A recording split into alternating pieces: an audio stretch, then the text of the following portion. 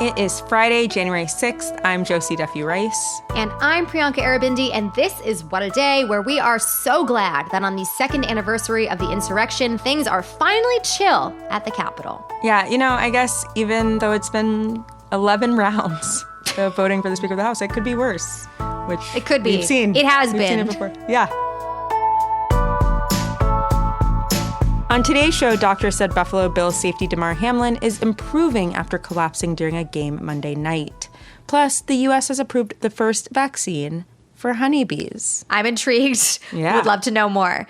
But first, after Kevin McCarthy failed to secure the votes he needed in the 11th round of voting yesterday, there is still no Speaker of the House.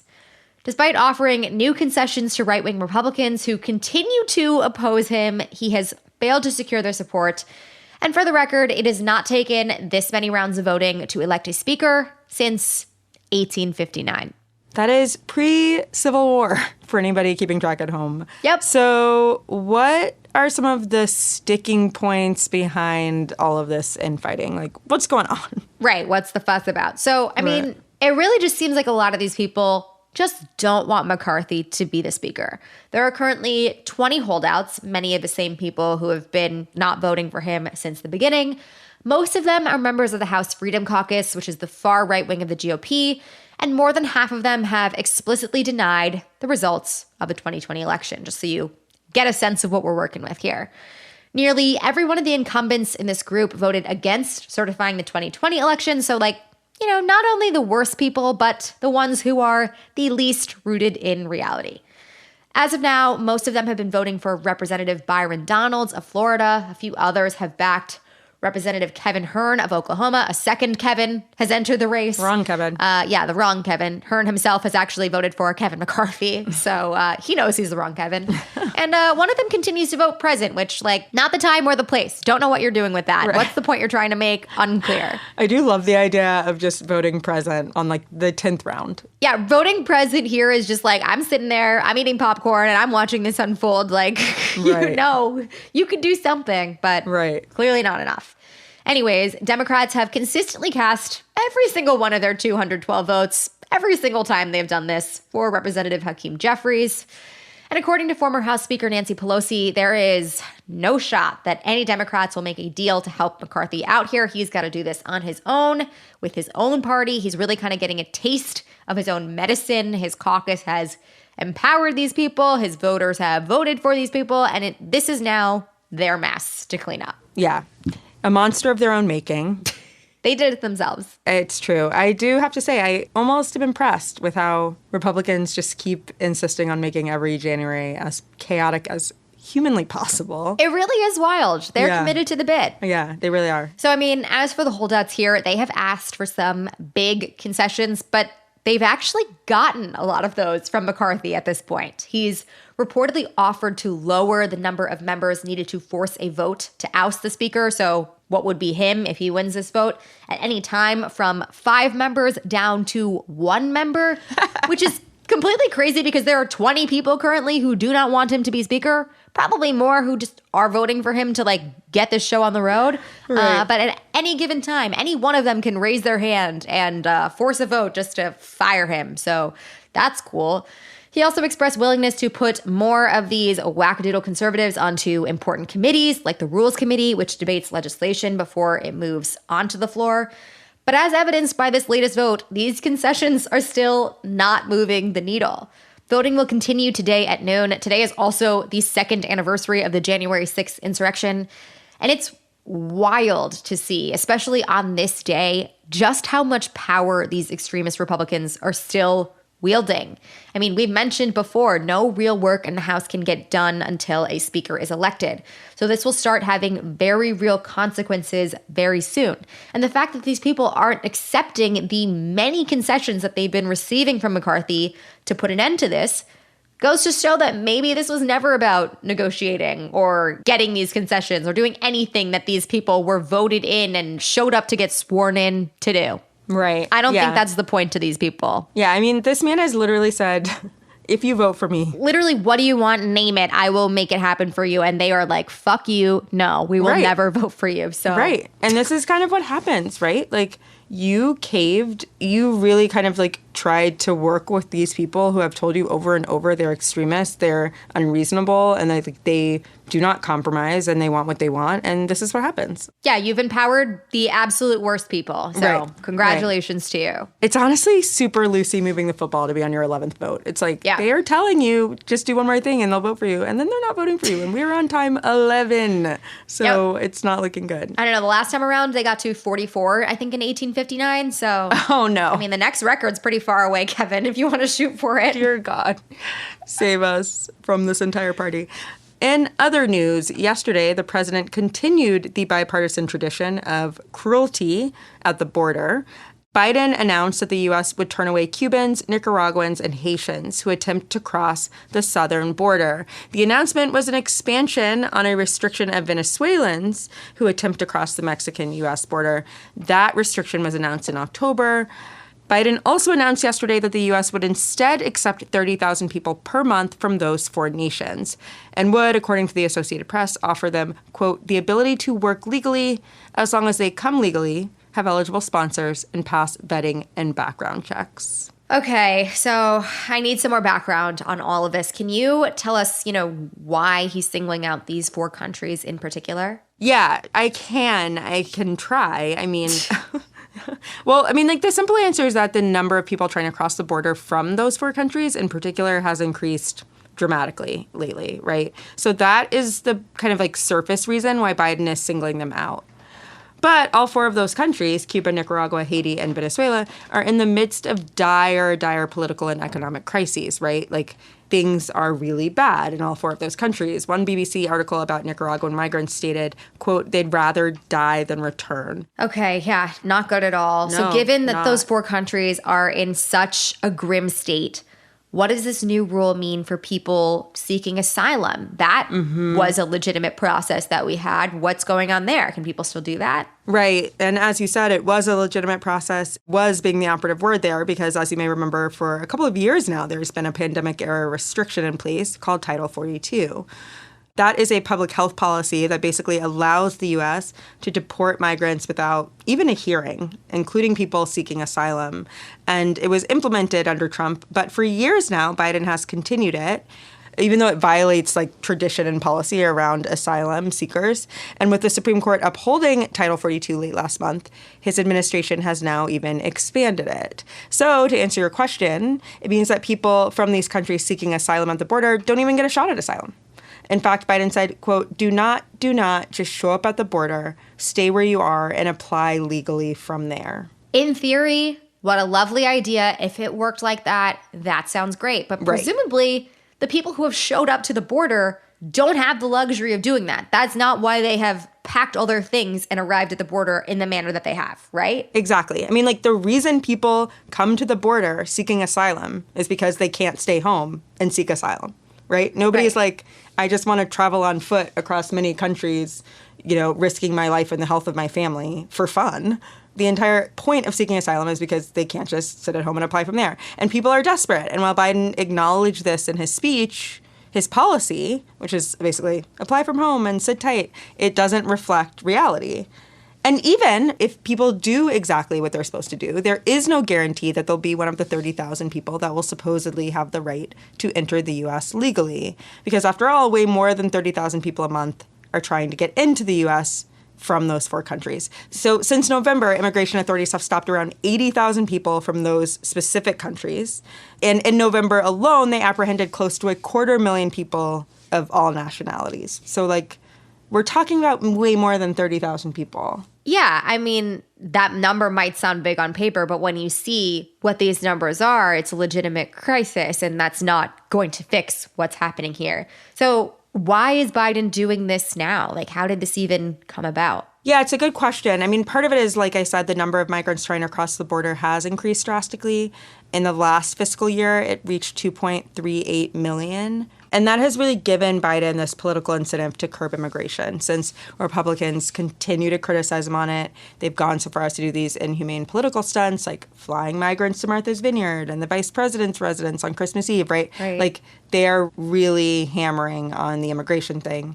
Also, the timing is related to a recent agreement with Mexico, which has agreed to take in 30,000 migrants expelled from America from those 4 countries. So if you try to cross the border and you get expelled and you're from one of those 4 countries, 30,000 of those people can stay in Mexico instead of having to return to their home country. Right. But still, this is not an ideal situation. No, definitely not. I mean, Biden is framing this like a crackdown in some ways, but also a benefit to migrants in others, because he says that 30,000 people a month will be admitted if they adhere to certain criteria. But what do immigrant rights activists have to say about all of this? Like, do they agree? Yeah, it's a good question because he did kind of frame this as like, here's this nice thing I'm doing, right? Right. Which was like obscuring the reality in a lot of ways. And immigrant rights advocates are not happy. The director of the Refugee Protection Program at Human Rights First called it a, quote, humanitarian disgrace, and said Biden should be trying to restore asylum, not trying to degrade it further by, quote, doubling down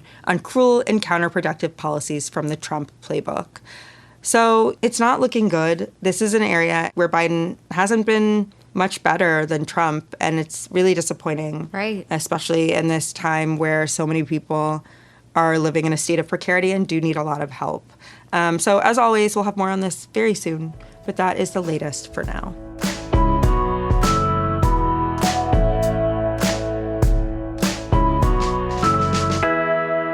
Let's get to some headlines. Headlines.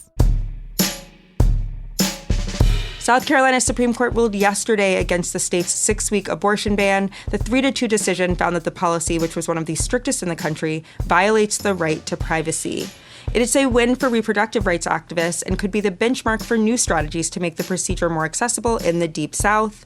Lawmakers in South Carolina's GOP-led legislature could still try to ban abortions later in pregnancy, but Thursday's final decision, at least, restricts their options. The gestational limit for abortions in South Carolina currently stands at 22 weeks. This is an exciting win, and I do think it's really cool that this could kind of be the playbook for other places in the South as well. I do too. As someone living in the Deep South, would love to see that. That would be great. Bring it down there. Yeah, come on.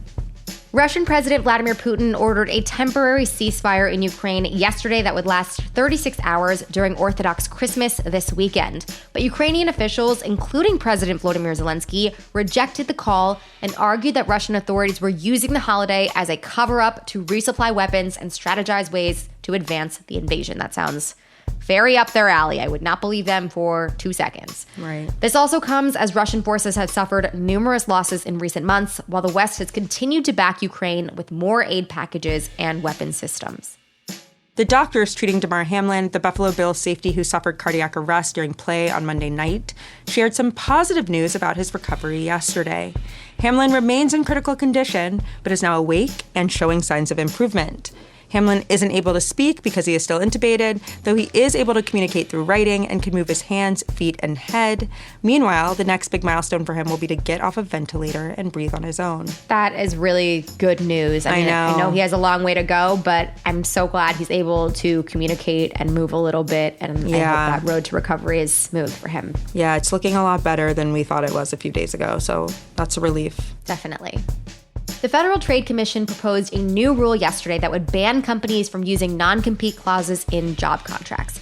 The agreements, which the agency itself called exploitative and widespread, typically prevent workers from leaving a job to work for a competing company, sometimes for years at a time. I have heard from friends who signed some for like up to decades, like crazy amounts of time. Right. Labor advocates have long opposed the practice because they often stop workers from pursuing jobs with better wages, benefits, and working conditions. The FTC estimates that 1 in 5 workers are currently bound by a non-compete clause, and that the new rule would increase overall wages by $300 billion a year.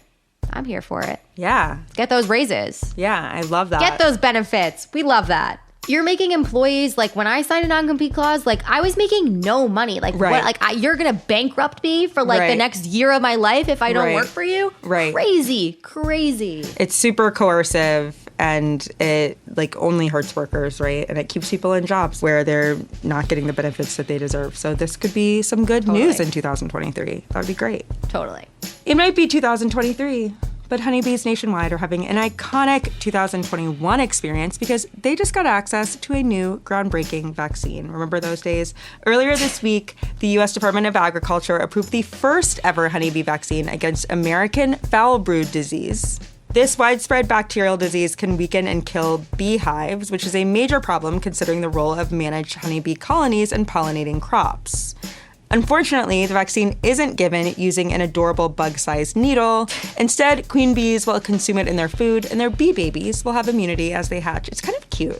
The vaccine will initially be able to only commercial beekeepers. So far, there's been no backlash from bee anti-vaxxers, and no insect has stepped forward to become the bee Dr. Anthony Fauci, aka Dr. Honeybee Ouchie. This is a sign that we at WAD haven't changed at all in the new year. Not one bit. Not one single bit. And those are the headlines. We'll be back after some ads to discuss an upcoming work in our favorite literary genre, the spicy royal memoir.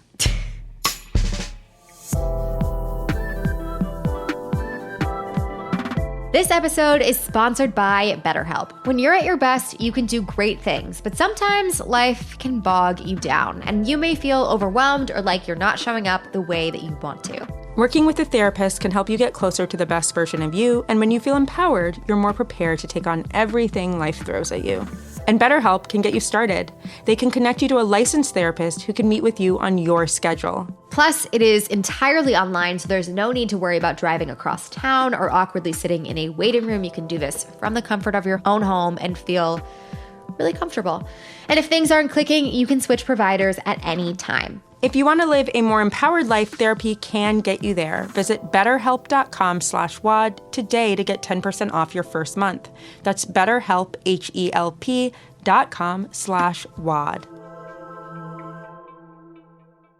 It is Friday, WAD Squad, and today we're doing a segment called Wad Recommends, where we share an under-the-radar news story, movie, book, or even a rude bumper sticker that caught our attention. Meghan and Harry, famously under the radar. Famously. Yes, and today our recommendation is a little different.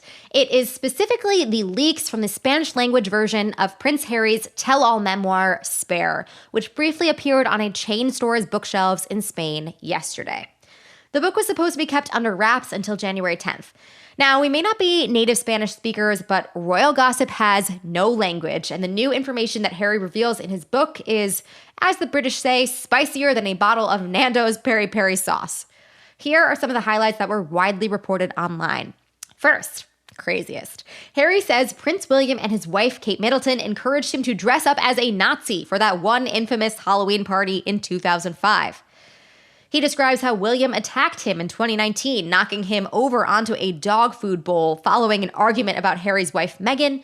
And he claims that prior to meeting Meghan, William and Kate were, quote, religious fans of her TV show, Suits. There is way more in there that we don't have time to cover, but Josie, what were your thoughts on these leaks, and will you be purchasing your very own hardcover? Okay, I have so many thoughts, and I do think it's worth mentioning that he also casually mentions that he killed 25 people in Afghanistan, which There's so much in the leaks. There's an endless amount. Including 25 deaths by his hand. It's a lot.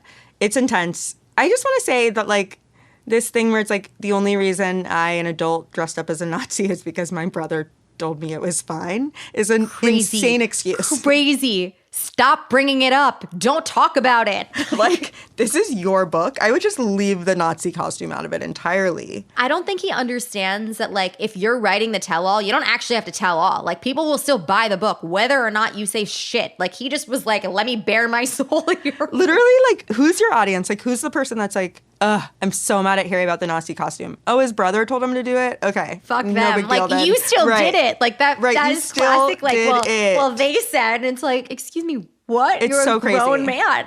Also, I have so many questions about William and Kate being into Suits. Like, that feels like a lie. That's gotta be a lie. Listen, I liked Suits. It's a fun great. show. It'll pass the time. It is what it is. I'm not buying that they were fangirls of Meghan. Like, I'm just not. I'm not buying it. And if they were, I do sort of feel like we really got to talk to the UK about their television offerings because they're clearly not offering enough. I mean, I'm sorry. With Love Island, like, they're going to spend time watching Suits? There's so many seasons of Love bullshit on Island they that. could really go through before they get to Suits. I It's know, very I know. confusing.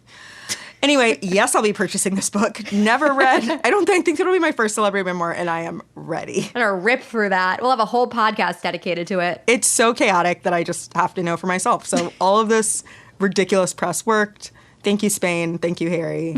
Thank you to the USA Network. That was Wad Recommends. Meet back here on January 11th for an in-depth review of the entire book.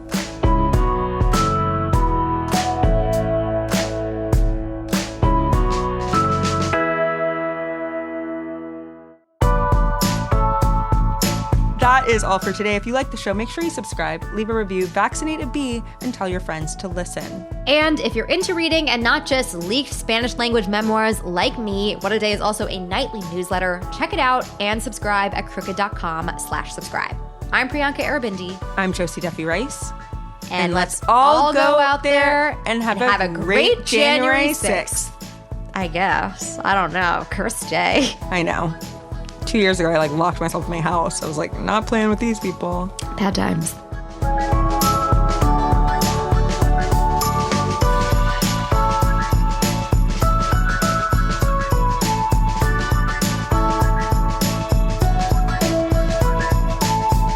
What a Day is a production of Crooked Media. It's recorded and mixed by Bill Lance. Jazzy Marine and Raven Yamamoto are our associate producers. Our head writer is John Milstein, and our executive producer is Lita Martinez.